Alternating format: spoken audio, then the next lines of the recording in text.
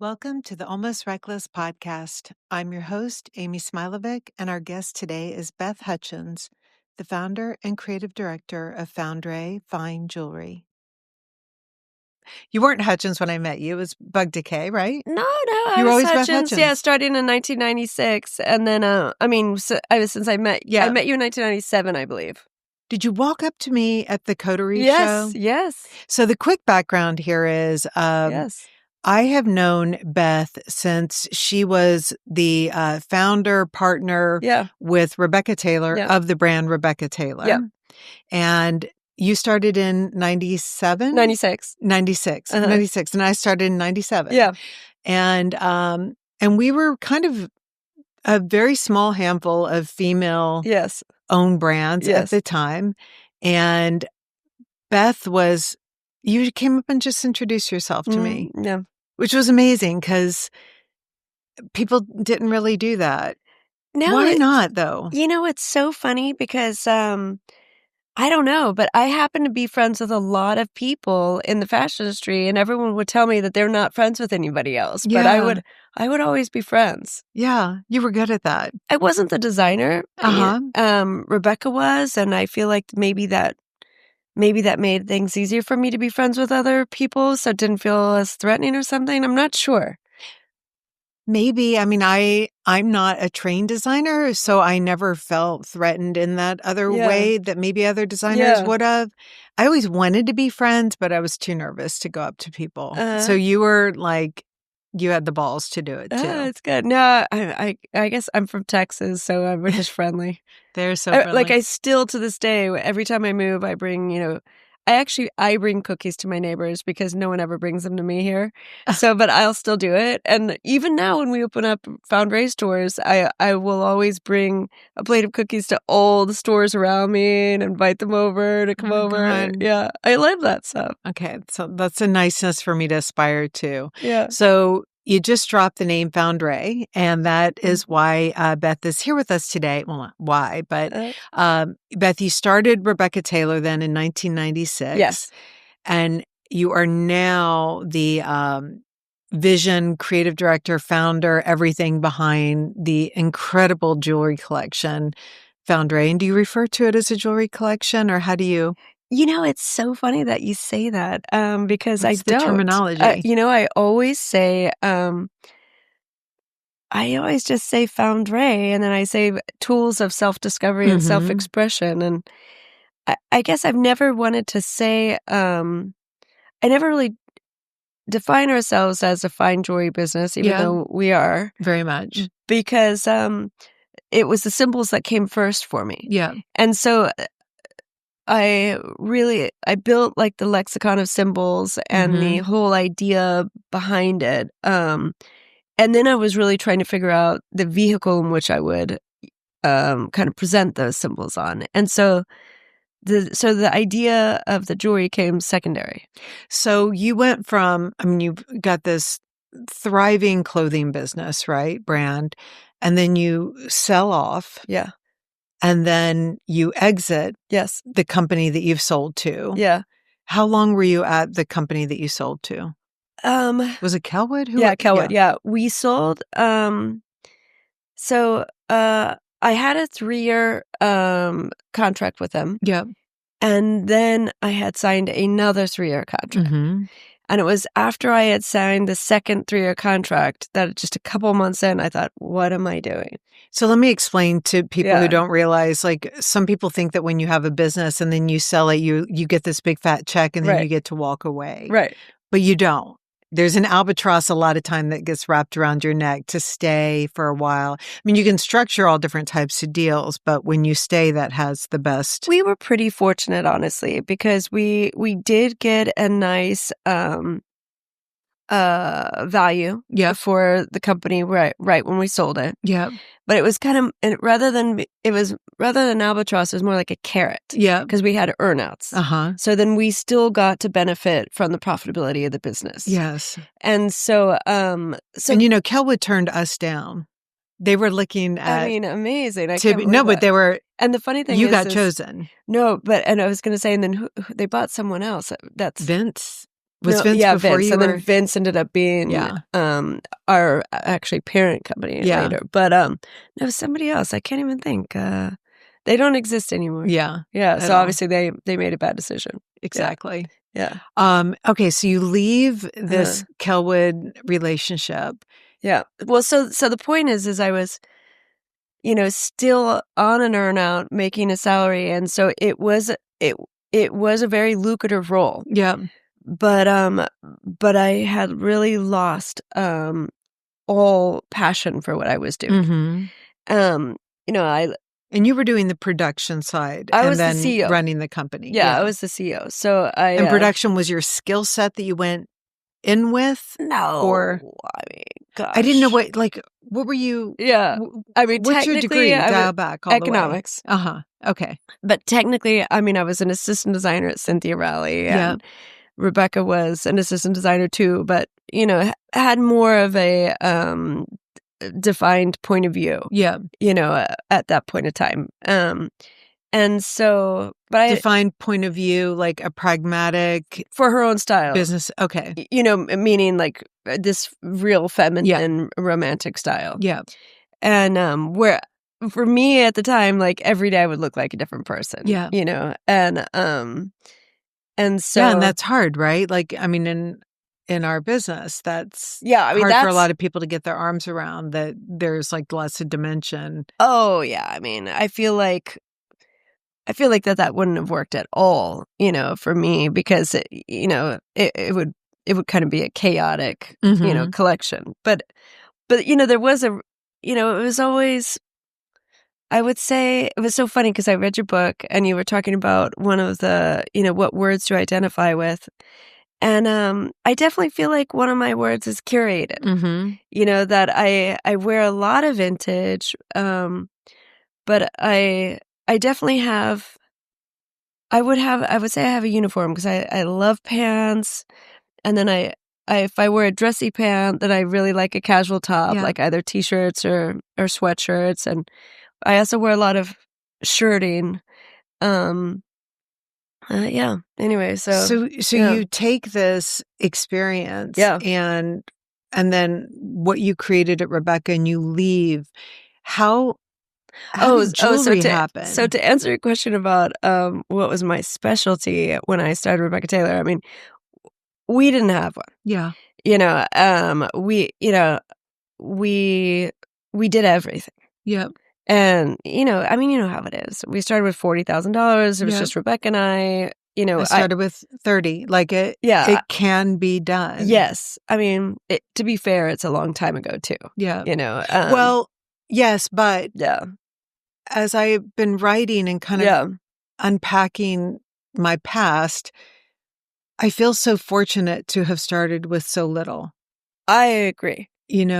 I mean, it forces something on you. Yeah, it does. I agree. Like, in fact, what I would say, probably one of the biggest changes that happened, because we were very, very frugal in the way we did business because we had to. You heard me talking about it yesterday, where every single month it was do or die, and we only paid ourselves $16,000 a year for our salary. We were broke. And businesses decisions are not made flippantly. Like every cost, you really are running. Oh yeah, pros and cons. And a break even, and completely. And we were considered a success from the beginning. Right. I mean, our very first year, I remember we had $1 million in sales, which that was incredible. Yeah. But, every dollar, and we were profitable from the very beginning, but all the profit went in to finance the growth of the next season. Yeah. And so it was years until we could actually, make a decent salary. Yeah. And, but anyway, so because we really did everything, I would say what my real strength is that I'm very resourceful, and that I really am left brain, right brain, and I can wear a lot of hats. Yeah. So I'd say that is my strength. And And then what would make you calm in the business? Like, is it knowing where the numbers are, or are you calmer just like, I don't want to know? Oh, no, I have to know where the numbers are. Yeah, I have to, even to this day. Yeah. I mean, every day I look at where I am against budget. Yeah. At the end of the day. And if as long as I'm making budget, yeah, I'm calm. Yeah. And so then what I do is it affects everything. Yeah. So I actually really, even at Rebecca Taylor, I mean, this was, it changed when we sold actually, but I always would do very conservative projections on growth. And because I wanted to be calm. Right. You know, I wanted to be able to, I didn't want to overspend. So I would always think, okay, I'm going to be conservative on the growth and then make the expense plan into that. Yeah. And that's how I would always make sure that, you know, we would be profitable for the year. And then if we beat the sales goal, then that would just be, you know, icing on the cake. And the nice thing is we would let everyone know. Mm-hmm. It was really celebratory where we'd be like, we just, you know, met our annual sales goal by August. And then you would just feel so good for the rest of the year. And we'd all talk about how we made it. And so, and then unfortunately, once we sold it, they would just constantly force us to raise our sales projections. Yeah. So then it got to be the other way where I always felt like I was losing, or I always felt like I was behind the ball and trying to push forward. It really fucks with your head. It really does. It really does. Yes, really does. And I even might have told this in an earlier conversation, but I was talking with a woman who I love, Paula Wallace, who is the founder and president of SCAD. And she was saying that when she founded SCAD in the 70s, she and her mom and dad painted an old warehouse in Savannah. And I think she said that she got, I'm going to make up a number here just to make my point, but she said that she got like 72 students enrolled. And she said that when she got those 72 students enrolled, that she knew that she had made it and that everything was going to be good.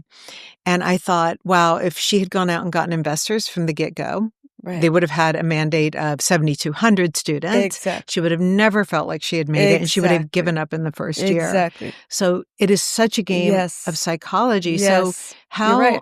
I mean, you heard me talk about FoundRae, where I just had a goal of break even. Yeah. You know, I feel like that the idea of making achievable goals for yourself that you can live with is really the right direction. So that I love that. So when you set up a break even, of course, you're breaking even against something. You're breaking even against your costs. Yeah. Exactly. Yeah. And one of the things that affects that, though, is how much inventory you're buying and everything as well. Yeah. So,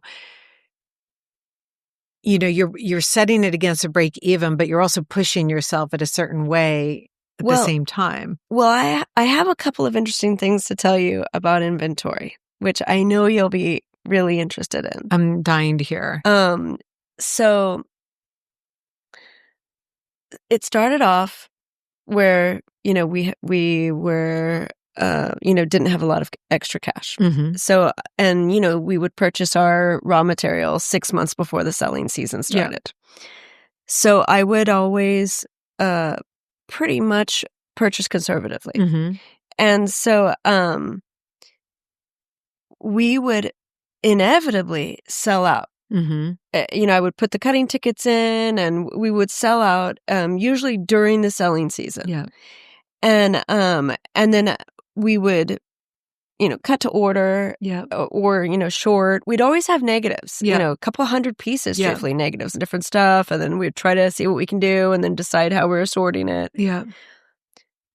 But, you know, at the end of the season, you would still have some returns and stuff. So we'd have a little bit left over. But we had such little inventory that then when we would, you know, sell it on the like to off-price market, we would always make more than our cost. Yeah. Probably, I want to say 10 to 20% margin. Yeah.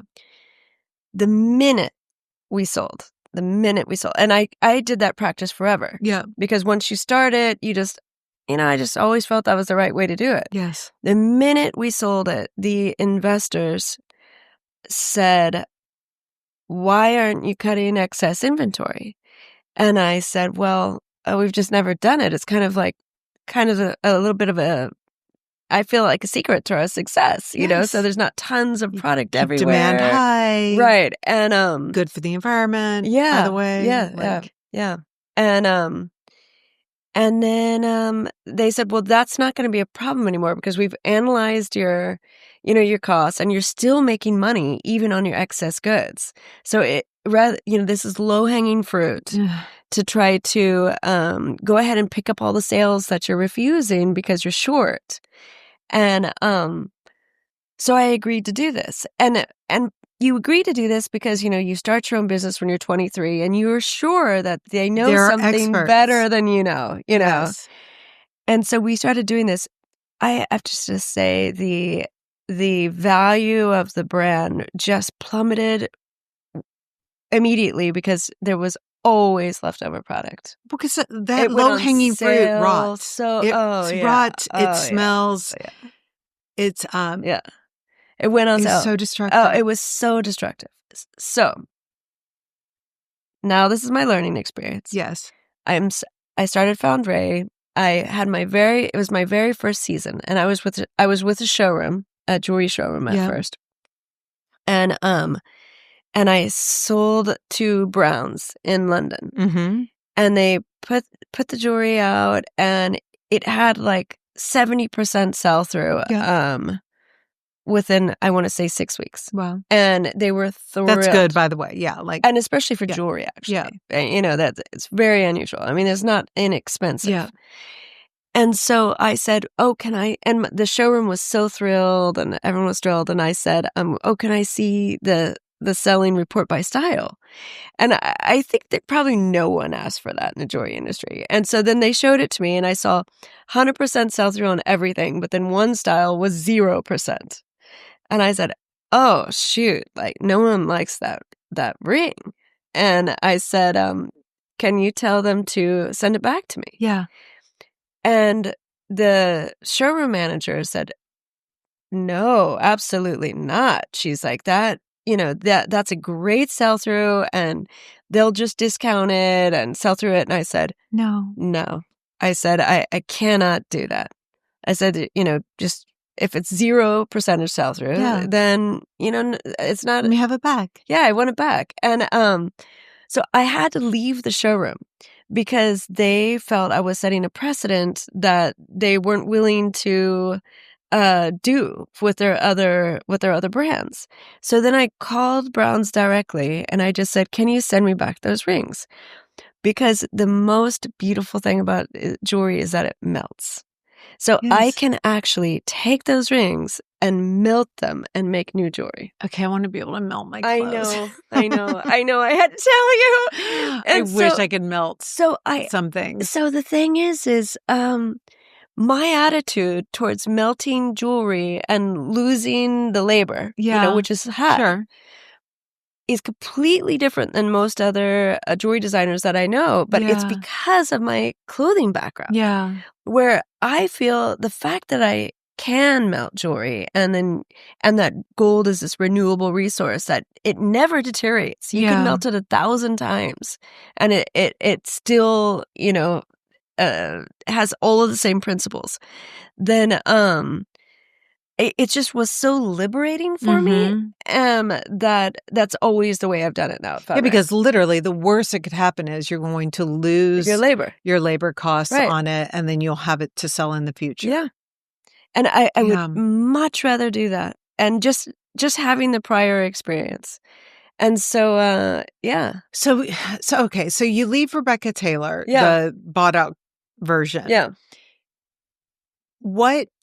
How did the notion, why did you think you could become a jewelry designer all of a sudden? Yeah, it's so interesting that you say that. Who gave you permission to do that? Well, I I'd always really defined my personal style by my jewelry. And so it was the through line through all those wacky looks that I wore, So I'd always have, I would say eclectic jewelry. Yeah. It wasn't particularly expensive jewelry. It would be just this mix of everything, but I just loved it. And a lot of vintage jewelry. So it's a combination of you love it. Yes. You've got some good pieces to help trigger your creativity, and you kind of know what you're going to like on your body. Well, actually, so what had started kind of more as a hobby is I started taking vintage jewelry and then repurposing them. And then I had a couple of fundraisers for a homeless shelter that I had worked with. Yeah. And a lot of my friends said, okay, if we're going to come to Rebecca Taylor to, for your fundraiser, then you should have jewelry there because your style is so defined by jewelry. Right. So then I went on like eBay and all these, vintage places and found all this vintage jewelry and then repurposed it and styled it. And we sold so much jewelry that day. Wow. And that was a confidence booster for me because then I realized that I felt validated, that actually I do have a unique point of view with jewelry and that people liked it. Do you find that people are consistently amazed that sometimes to do things, you actually just do it and see if it works? Yeah. Because for you to have done the vintage, I'm sure you didn't go back and write a 12-page business plan. Oh, no. Analyze market opportunity for vintage. No. Like it's such a... I mean, I don't do any vintage now, just so you know, but that was just before I had FoundRae. So that everyone out in Ethersphere knows. But it's amazing how the very first step is literally just taking a step. Yes. I mean, and not waiting for permission or a degree. All I talk about. Like even, I have a symbol, for example, for dreaming, and there's an arrow on it, and I talk about it as a call to action, and that in order to dream, you have to do it. Yeah. And even if that means a step, and I also feel that you're never going to take the right path. There is no right path. Right. That it's this, wacky, curving, you're off the trail, you got to get back on the trail, but taking the steps, then evaluating where you are, and then either retracing steps or turning, that's what you do. No, I think an analogy that we talk a lot about here on this podcast is that, when you look at guiding your life with a compass instead of a GPS, that you just keep checking to see which way that arrow is going. Yeah. But there is nothing to tell you the right turn, the left turn, the bump in the road, the cop on the side. I agree. It's not going to happen. It's so funny. We have another symbol that is a compass that, but we call it internal compass. And the reason why is because we have the cardinal directions in mirror image. And it's a metaphor for that no one else can see your right path but you. Yeah. And so you have to look in the mirror with self-reflection and then really decide what's your next step. Yeah. But it's about this.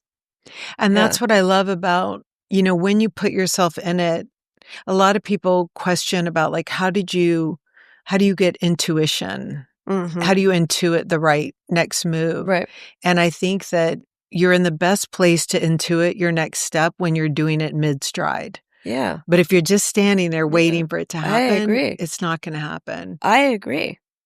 I think that I feel like what I don't do is I don't second guess myself. I will make a decision and move, and then I evaluate, and then I might move in a different direction after that. Right. But I actually like plant my foot down that first step. Yeah. And I think do you that's not, the right thing to do. And so, question: do you not second guess yourself because you are just so wildly confident, or do you not second guess yourself because you know that there will always be options because that's what life has proven?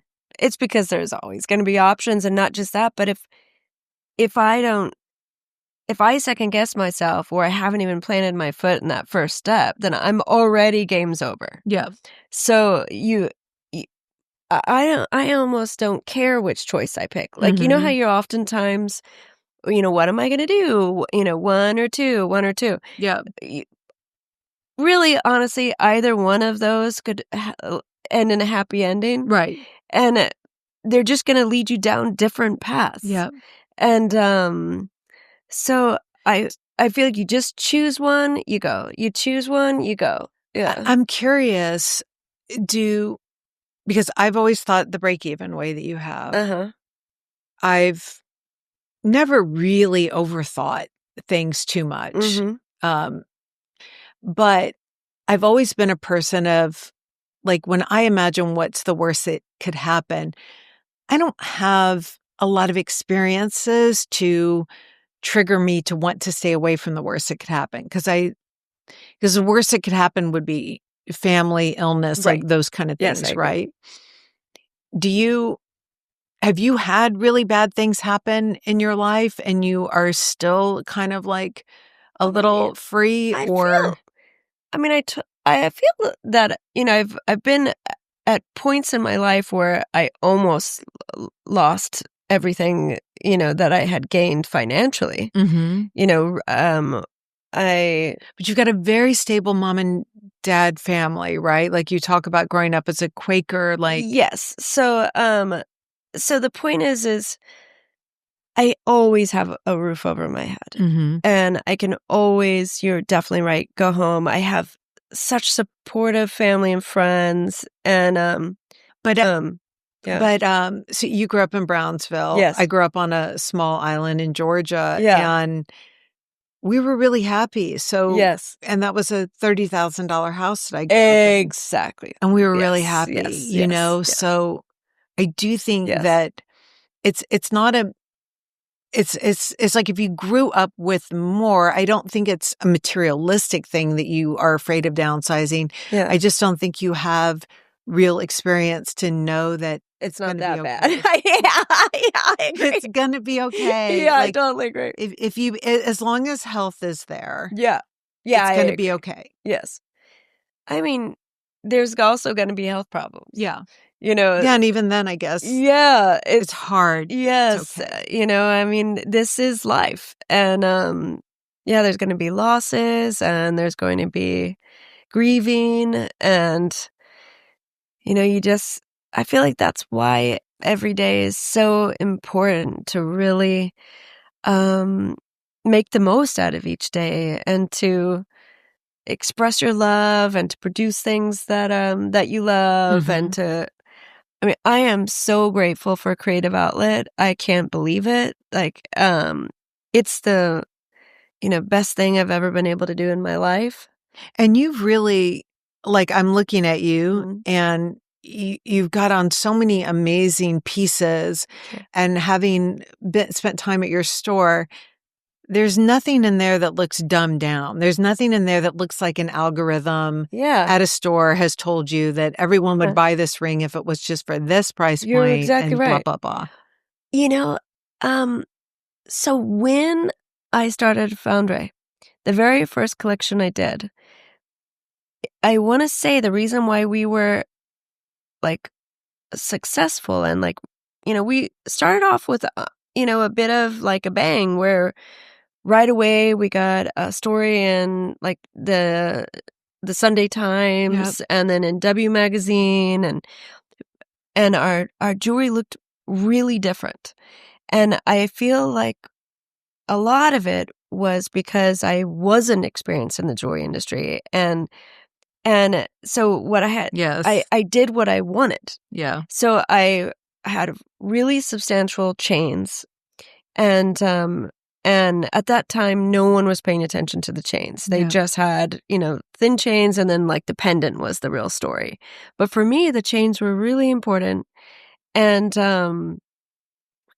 so I designed the chains, and paid attention to them rather than, I think a lot of jewelry designers had kind of gotten the chains from like they work on the pendant, but then they phone in the chain from a source. Yes, from like a trim company, and where they, sell chains. It's like and so, a findings company. And so anyway, and then I was in love with enamel. I am, and so I, did the cigar bands, and then I did a lot of pendants with enamel, and that was really hard to even. There was at that time one 80-year-old woman in New York City that still did enameling. Well, because you were using enamel in a way that like everyone was like, wait, what am I doing with this cigar band? Because you're supposed to interpret it in some kind of 60s way or something like.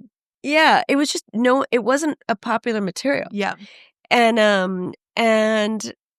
then to add symbolism to it, it was really different. And so I launched with like five tenants. And then, it looks very similar to now, but now it's just a lot bigger. Yeah. But, so anyways, 6 months later, I'm at a dinner with like very established jewelry people. Yeah. Oh, and from the very beginning, I was talking to a woman that was self-purchasing. Like myself. I was imagining my friends and people, purchasing jewelry for themselves. And so everything was about, speaking directly to the person and why I felt this would resonate with them. And that was different. So then I'm at this dinner and everybody, they start talking about jewelry. And then I learn these like quote unquote truisms of the industry at this dinner.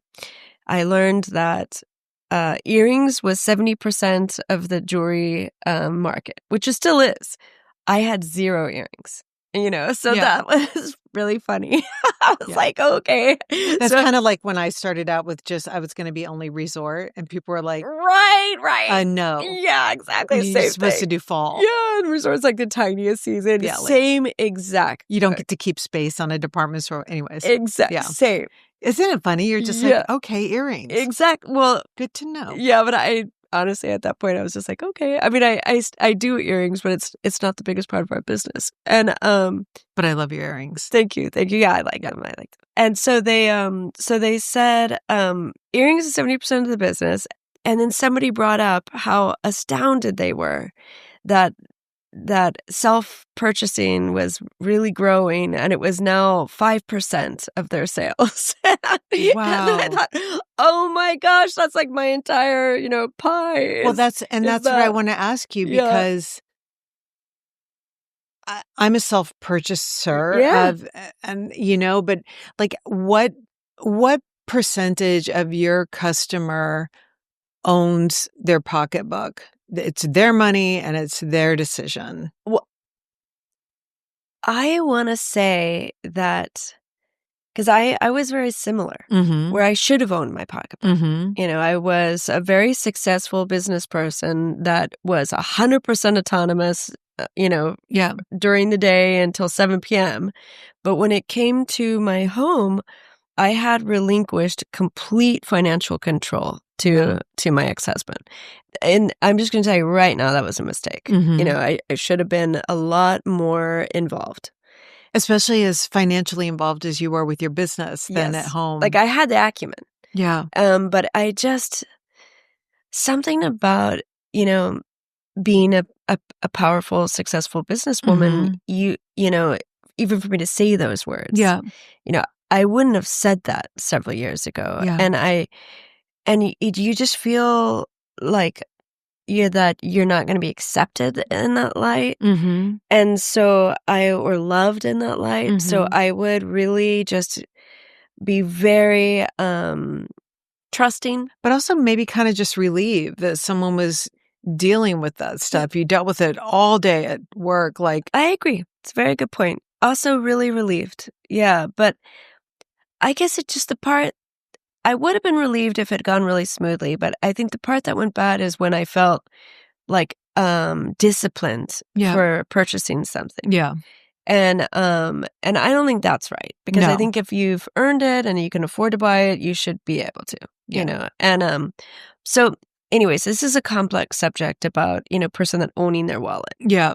So what I want to tell you is that while I want to say probably 80% of the purchases are self-purchases from FoundRae, most of them, or so many of them, people have told me it's the first piece of jewelry they've ever bought themselves. And so they're giving themselves permission to make a jewelry purchase for themselves, but it's not because they always do. Mm-hmm. And I think that that's actually really important for them to feel empowered to make this purchase for themselves. I'm actually, this one I wore on purpose, but I mean, it's Cartier, right? Like that was back in the day. If you were going to buy something, it had to be that. But now it's like, no, I would never. Yeah. It's FoundRae all the way. But this was my first $1 million in sales gift to myself. Well, Rebecca and I, when I forgot what, it was a goal like that. Mm-hmm. When we once treated each other, to jewelry we went to 47th Street and bought something. But again, it was almost like we wouldn't have done it if we hadn't both did it. Yeah. And that's how we made a lot of our spending decisions, actually. So, but back then too, I feel like it was either going to be a brand name designer jewelry. Yeah. Or you were going to have to go like to the source kind of. I mean, I always you didn't have vintage, but you didn't have, like I remember when Gaia Raposi came on the scene and all more of a sudden like it independent. Was, yes, like all of a sudden. It's so funny because Anita Ko and like. Raposi actually was the very first piece of jewelry that I bought that wasn't antique. Yeah. Yeah.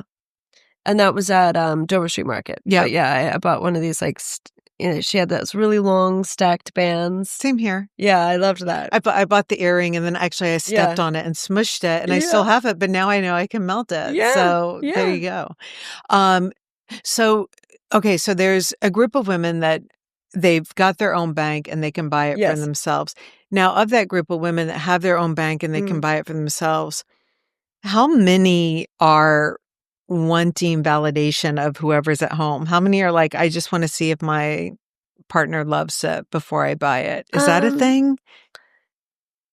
It's not really that they're looking for validation if somebody likes it. It's more a tipper. Like it might just tip the scale. It's more like, is it okay I'm spending this? Mm-hmm. But it's not about their partner's point of view for the aesthetic. I think it's more about the dollar amount. Mm-hmm. So I do know those conversations are had, which, I understand that's, there's like a dual income or single income, you're running a family and you want to say, this is the expenses this month. Yeah. So I would say that those conversations are had. Mm-hmm. Yeah. And by the way, the funny thing is where I said I was only speaking to women at first, very quickly, like a few months into FoundRae, men started contacting me on Instagram and saying, why do you always speaking to women? Because I would say she. Yes.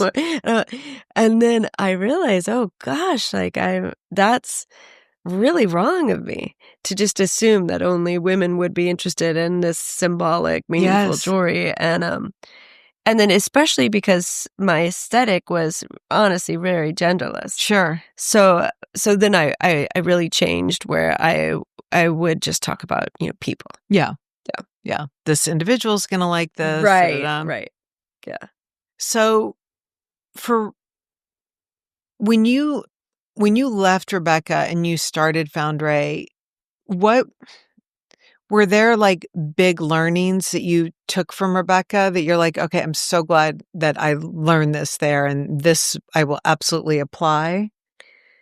I mean, did you feel like a better business person starting out in that way? Or I mean, well, for sure I was a better business person. Than a 23-year-old. Yeah, than a 23-year-old, for sure. Okay. But I mean, I really had to relearn everything. Mm-hmm. So I would say the experience I had that was so beneficial was the fact that I've had the experience of learning so much before that I knew I could learn again. Yeah. And that and so like I knew what I was looking for. I knew I needed a workshop that I could rely on. I knew one wouldn't be enough, that I would need like two. I knew that, I understood, like right away I got very nervous about, the 80-year-old woman, the only one that could do our enameling. So within a year, the same thing happened to me. Yeah, I knew our capacity of how much she could get done in a month. Yeah. So, one of the very first shows, I took an order early in the morning, and then I said, and I said, we can't take any more orders. Yeah. And it was like a 3-day show. Yeah. And every single other person that came up, I said, I'm so sorry, but we can't take any more orders this season. Yeah. And so then but I bet that hyped the hell out of your demand. I mean, say that and everyone's like, yeah, I gotta be with this woman. You're right. And then we thought we'd, learn people, meet people that way that did enameling. And then one of the workshops was willing to, hire somebody with that skill. And then we ended up building that into, so I really want to say that I feel so you kind of like revived an old skill and and at least a few workshops here in New York. Yeah. And that other people benefited from, because then the workshops had never done them before. Never done it. And so, it's great. It's so cool. I love that. Yeah, it's amazing. Yeah. Wow.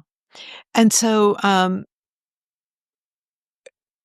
you self-taught yourself with the jewelry side. Yeah. Did you, going back to Rebecca, did you have imposter syndrome there? Like, did you ever feel like someone was going to reveal you to not be? Yeah. Both Rebecca and I, for example, we took the titles of director because we thought, CEO's too pretentious. How can I be a CEO? Yeah. Right. And then we didn't have any employees and stuff like that. And then, but as the business grew, we just kept the titles directors. Yeah. And then we found out titles were so important, to people when they come on board. And then because that's a hard sell. I'm like, we don't have titles here. They're like, fine, you own the company, but right, everybody else sees people need titles. And so, and then we had, signed a distribution agreement in Japan. Yeah. And I was so jealous of you guys when you did that. I have to be honest, it was very good for us. Yeah. Yeah, it really was. And that was when I first paid back my credit cards. Yeah. So, I was telling you how we started with $40,000, but then I had about $250,000 on my personal credit card. That I didn't even question. She had very good credit because of her father. Yeah. Helping you. Yep. My parents had made little tiny $20 purchases to build that credit. I love that. That was very important for them, that they were going to help me build my credit. So that way I could buy my first home and get a mortgage. Yeah. They did the same thing for my sister and I, where they got us a credit card, and I think when we were 16 or 18, and started building our credit for us. Mm-hmm. In small little ways. Little tiny purchases, and then they would pay it. Yeah. And on time. Yeah. Right, exactly. Yeah. And so then I ended up, so I got my very first credit card was then. And so you've invested, you've done all this stuff that gives you every right to feel like this super business owner. But when you would go to those fashion events and everything, did you feel like one of them, or did you feel like on the outside? That. Do you think? Because it was. But do you think anyone feels like one of them? Do we all not feel? So, they do, right? So Rebecca and I both at the CFDA Awards, they probably really do. Yeah, Rebecca and I both felt like others. Yeah. And the reason why we did was, obviously, we have a privileged life. Okay. Mm-hmm. Like we said, I have a wonderful family and everything, but I guess coming from Brownsville, Texas, which is a border town and not considered this really great town. Yeah. I think to this day, I think that the average income is $20,000 down there. So you could imagine what it was like 20 years ago. Most people are below the poverty line. Yeah. And then Rebecca came from New Zealand. She hadn't graduated high school. Mm-hmm. She did this, this work program, in order to get, like the dole in New Zealand, where you had to work like a vocational degree, really, right? It's not even a vocational degree. It's they make you work in different places in order to like try to get you to have a job. And so she was a housekeeper at a hotel for a while, where she had like a vacuum on her back. Yeah. And then okay, that's some serious character building. Because I'm always like, I bag groceries, but she's a very hard worker. Yeah, very hard worker. And we definitely had that in common. Yeah. And then she worked at a pharmacy and was like a pharmacist assistant. And then she worked for a costume designer. Wow. And then she loved it so much. That was what she went to pattern making her interest was. Yeah. So that's when she went to the vocational school. So she did pattern making school, and then decided that was going to be her career. Yeah. But so we didn't feel that we had, the connections and stuff like that so many other people had. Mm-hmm. We didn't feel like real New Yorkers, where we thought New Yorkers were this, chic. I mean, really, I was not cultured. Mm-hmm. Rebecca, I remember I used to, and it's not a joke. We went to a restaurant, and I said to Rebecca, I said something, I think I'm going to get these crudites. And she's like, crudites? And I was like, maybe a little arugula to go with it. And it was like crudite. Yeah. And I said, I called those crudites, and then I said whores to whores. I really did. Listen, I'm from Georgia. I totally believe you, because my story is when Frank told me, what do you think of moving to Hong Kong? Yeah. I said, I cannot move to Japan. Yeah. It's so far away. Yeah. He's just like, for fuck's sake. Exactly. You got to get out of the country. Like, exactly. So, I love New York. Thankfully, that has exposed me to so much. I'm so grateful for it. But yeah, so we never felt, sophisticated enough. Yeah. Or I still don't, truthfully. And I think that's actually, I've actually found that that's one of my strengths, because I think that because I didn't grow up in New York, and because I'm not uber sophisticated, I think I'm very approachable. Yeah. And I really love everybody and treat everyone the same. And so I think it's a real strength.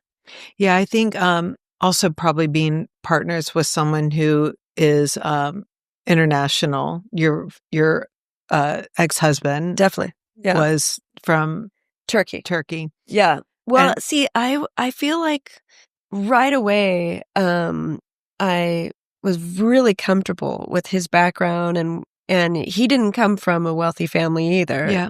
He came from a small town in the east part of Turkey, and he was a little stunned at how comfortable I was. Yeah. In that situation. And then he went to Brownsville with me. And then he thought, and then he said, oh, I get it. I see now why you're comfortable with Turkey. Yeah. Because he really, they equate that, even though Brownsville's part of the United States, it was very much there. The lots of different languages being spoken, and energy, and just fun chaos, and just the fact that it wasn't this very like white manicured, it wasn't what people think of as America. Well, that's, for me too, with our company is, just our C-suite alone is Czechoslovakian, Chinese, Vietnamese, Puerto Rican, Indian. Like it's we have, every country, every age range too represented, and there's just such a comfort level there, because having lived overseas, being married to someone different religion, different country growing up.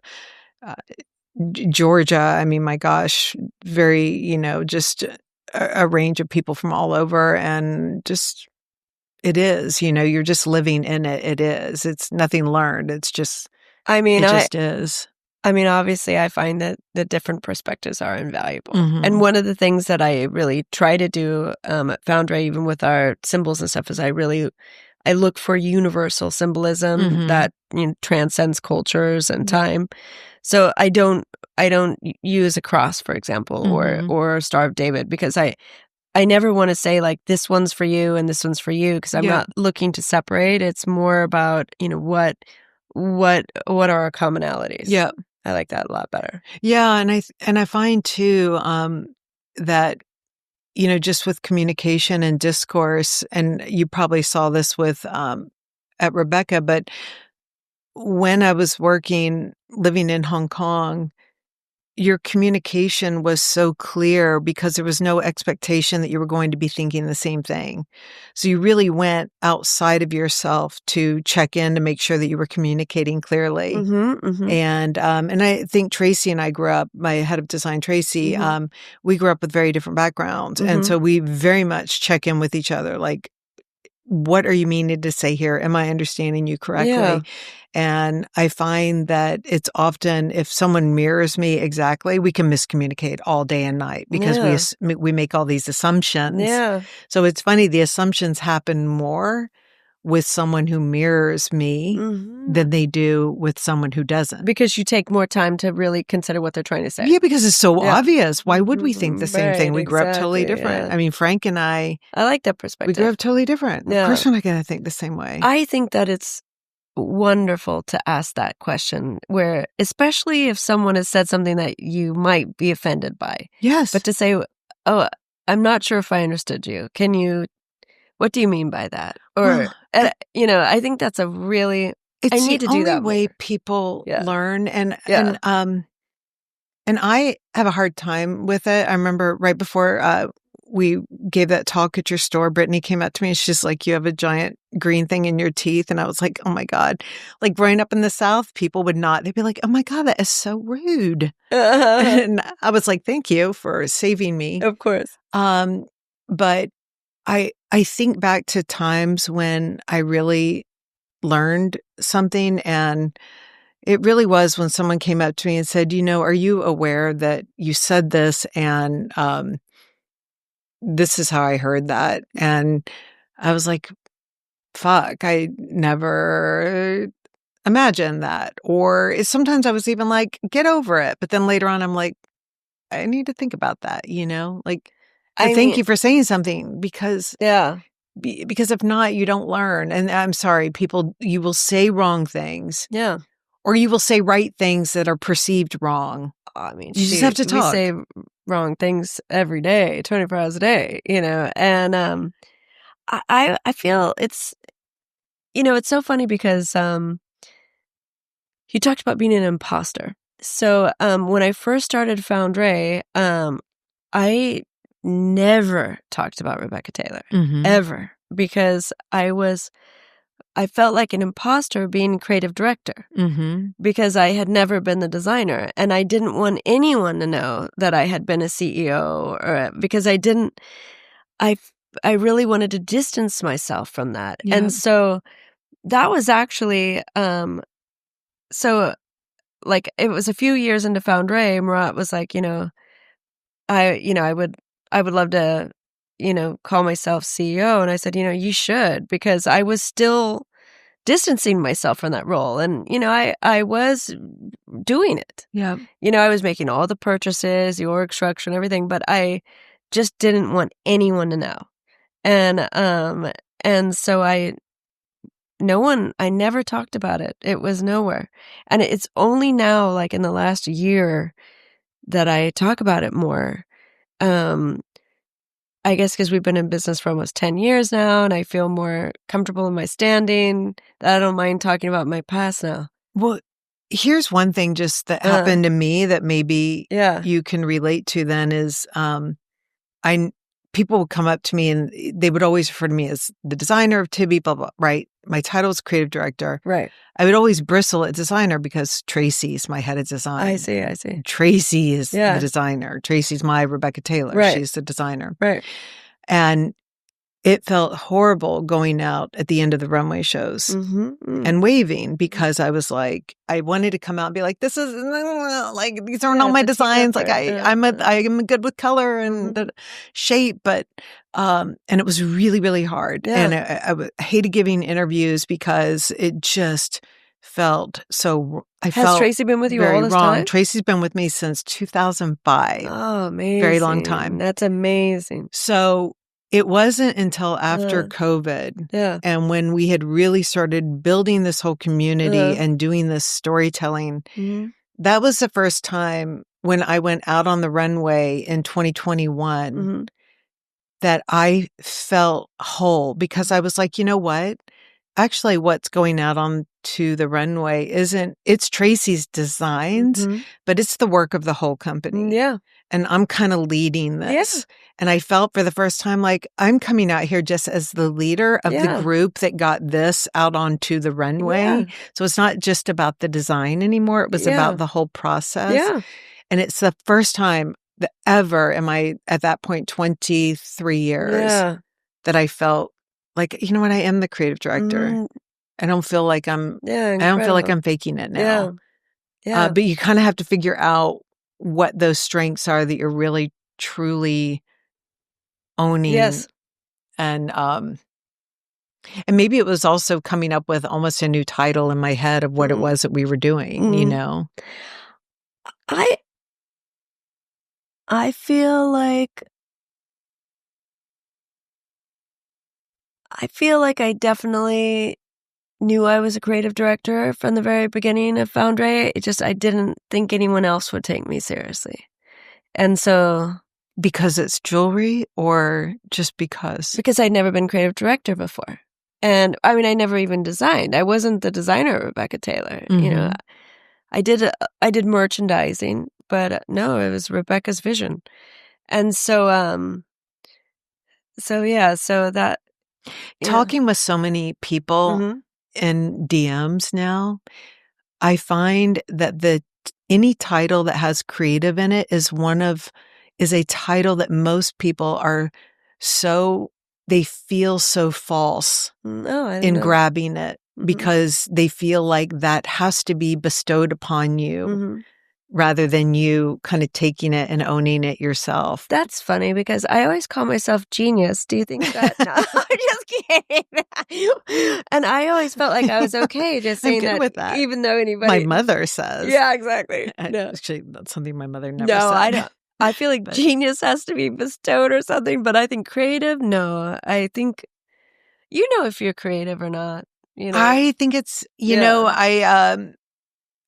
one of our niches has been really talking to a lot of business people who are like, thank you for letting me be part of the creative conversation.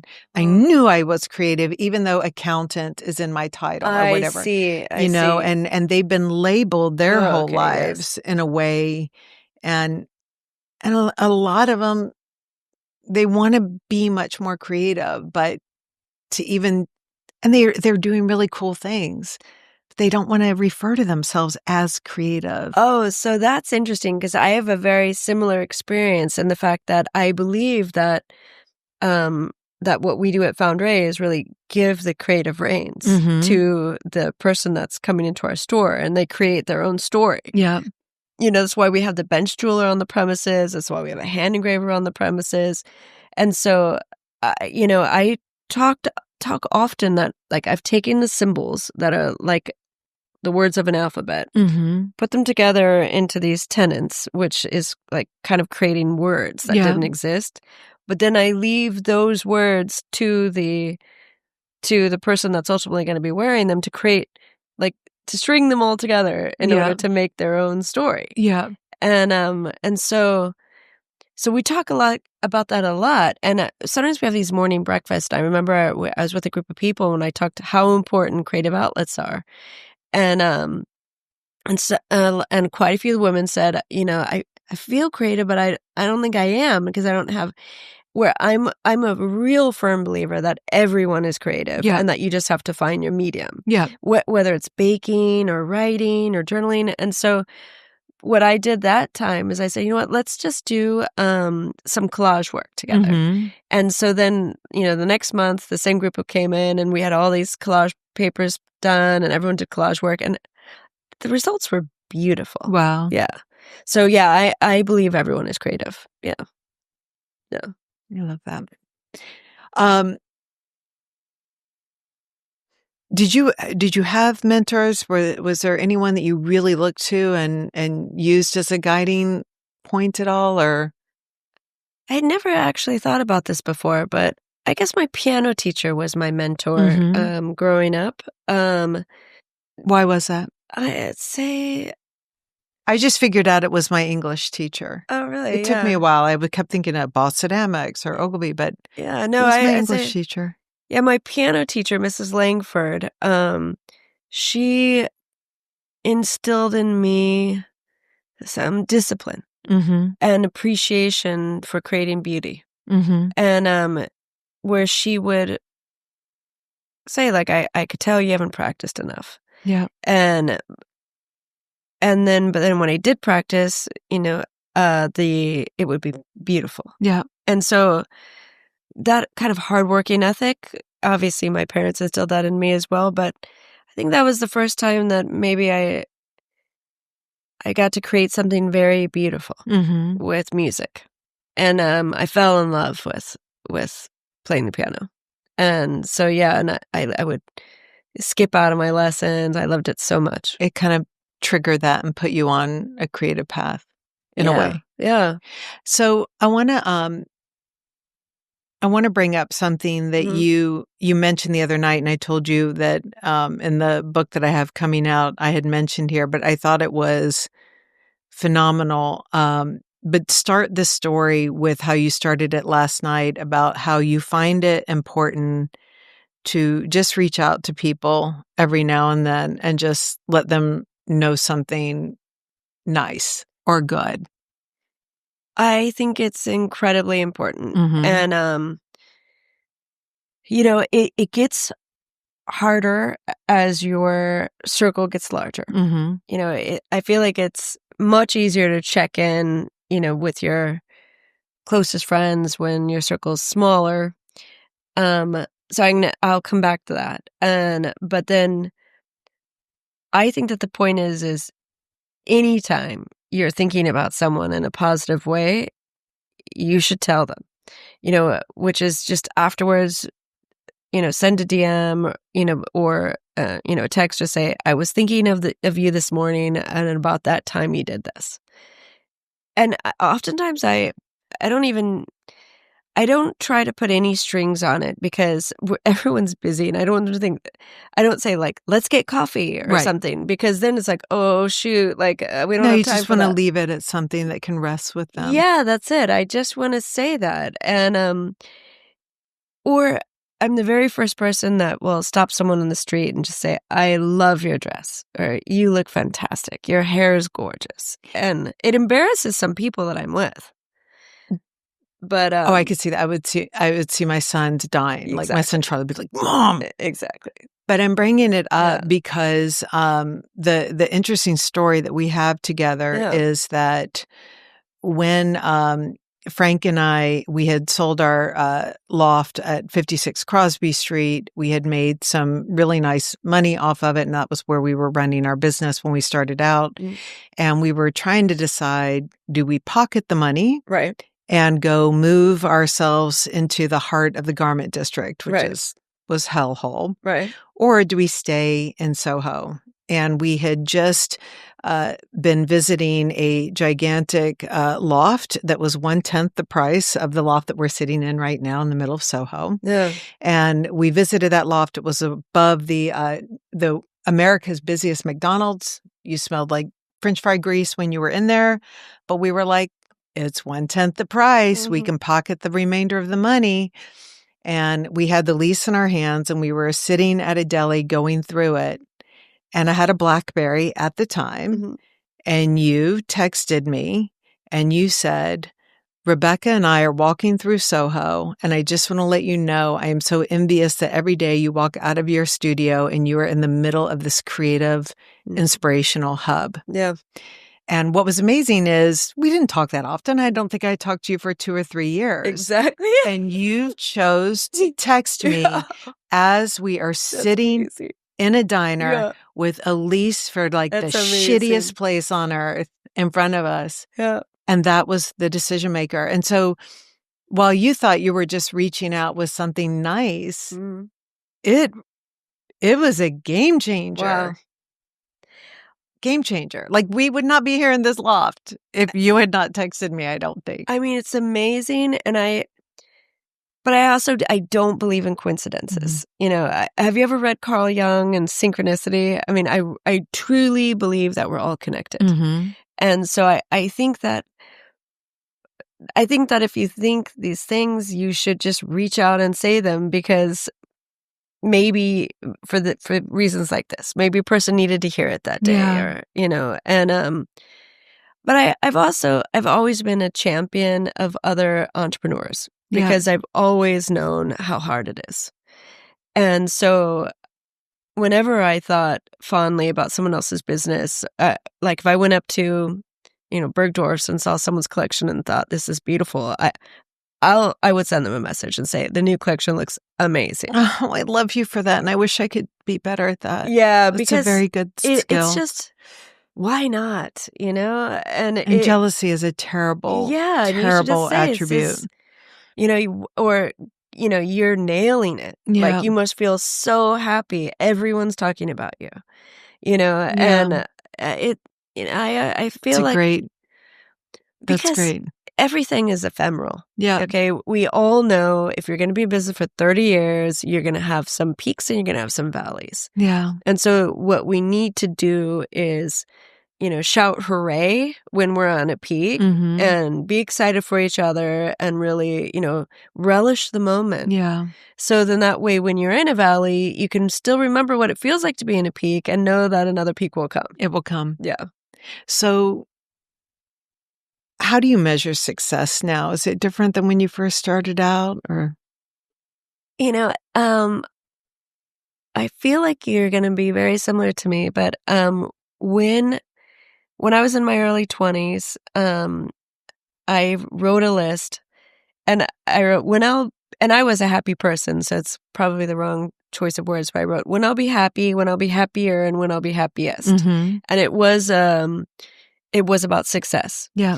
And I wrote like maybe 5 bullet points under each one, and I kept this for 20 years. Wow. And it was always a real, you know, grounding list for me, because it didn't say anything about financial goals. It was I remember access to outdoor space. And so then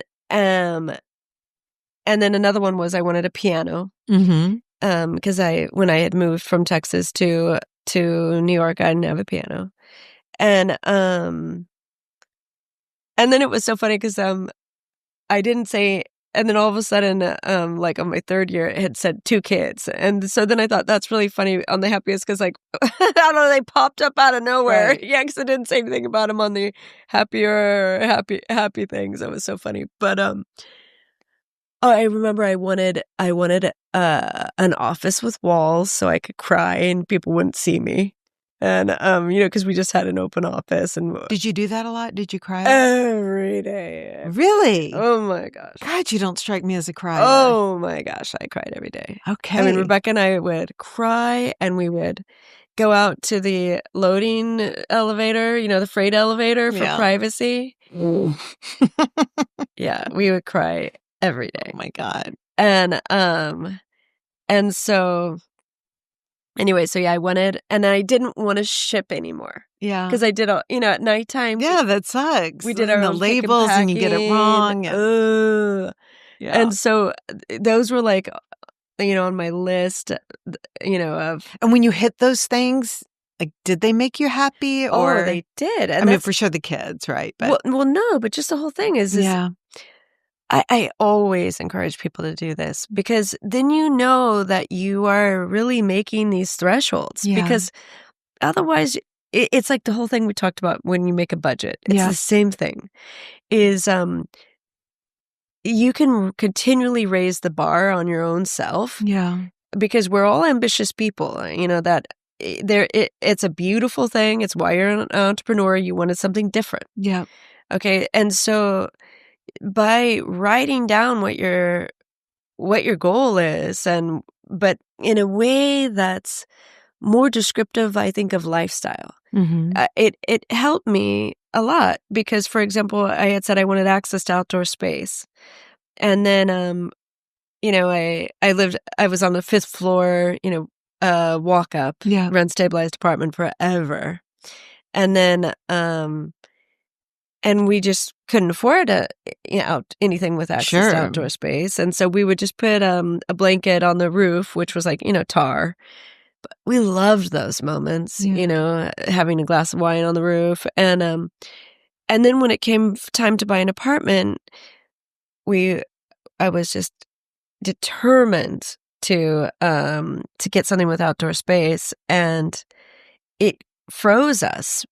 We looked and looked and looked and looked, and we ended up not getting an apartment for like 2 years, and just kept in that rent stabilized apartment. Yeah, and then it was my dad that was reading the Post one day, and he saw, while he was in town, he saw it said mid-century homes in Westchester. And he saw this mid-century, like, kind of town called, like, I think it was called, like, Utopia at the time. And he goes, "Look, Beth, like, this is less expensive than the apartments you're looking at here in New York." And I was just like, you know what? He's right. And so I called up Murat at the time, and he was actually in Hong Kong, and I said, I made an appointment for us to see this house outside the city. I said, I think, why don't we get a smaller place, on the Lower East Side without any outdoor space, but then get this other house. And that's what we ended up doing. So if we got a house in Pound Ridge, but it was mid-century, and it had this beautiful yard, and we'd go on the weekends, and that really worked for us. You got your outdoor space. Yeah. So I think sometimes you have to think that there's different ways to get the same what thing you want, that you're interested in. Amazing. That's a good thing to end on. Yeah. Thank you so much. This was great. And I knew it was going to be.